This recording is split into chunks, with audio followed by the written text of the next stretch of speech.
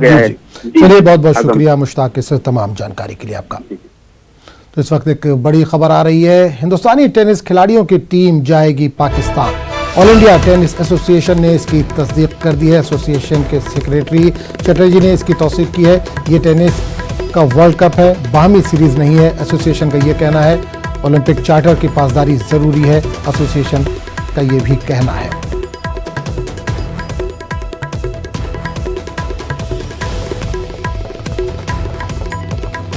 तो इस वक्त एक बड़ी खबर आ रही है, हिंदुस्तानी टेनिस खिलाड़ी की टीम पाकिस्तान जाएगी।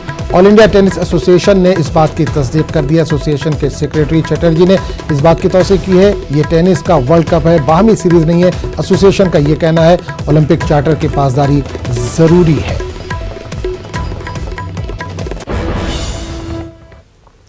दिल्ली अक़लियती कमीशन के जफरुल इस्लाम का कहना है कि केजरीवाल सरकार ने अक़लियतों के ताल्लुक से कोई रिपोर्ट नहीं मांगी है और जो रिपोर्ट तैयार की जा रही है वो हर साल शाये होती है। इसे चुनाव से जोड़कर देखना गलत है।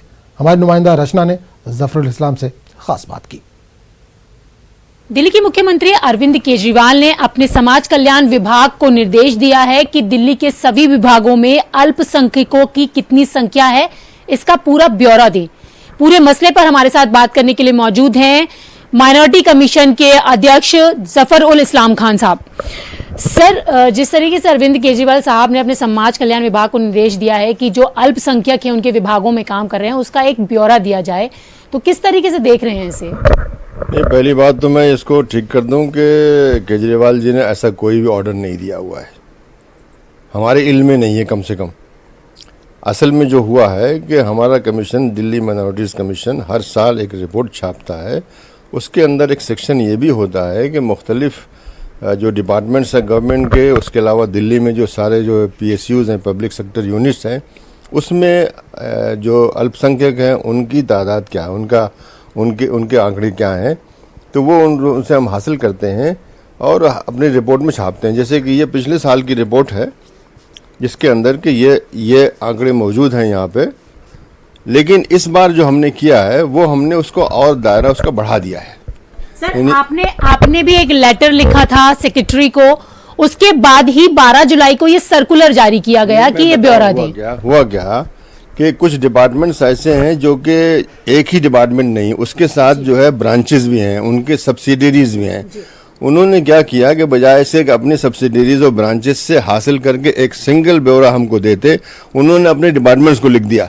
सर, जिस तरीके से आपने लेटर लिखा और ये जो सर्कुलर वाली बात आपने बताई, तो विपक्ष जो कह रहा है, उनका कहना है कि जैसे जैसे विधानसभा के चुनाव होने हैं दिल्ली में, तो अब जो दिल्ली सरकार है वो कहीं ना कहीं मुस्लिम वोट को साधने की कोशिश में जुटी हुई है। ये भी उनका आरोप है। ये बिल्कुल गलत बात है, इसमें कुछ भी सच्चाई नहीं है। ये लोग ऐसी कुछ बातें करते रहते हैं। यानी कि हर साल की प्रोसेस है, चुनावों से जोड़ के इसे ना देखा जाए। बिल्कुल नहीं जी।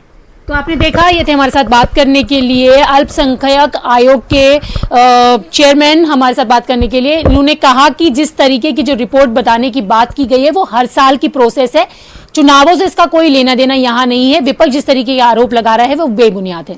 कैमरा पर्सन जगदीश गौतम के साथ मैं रचना, न्यूज़ 18 दिल्ली। साबिक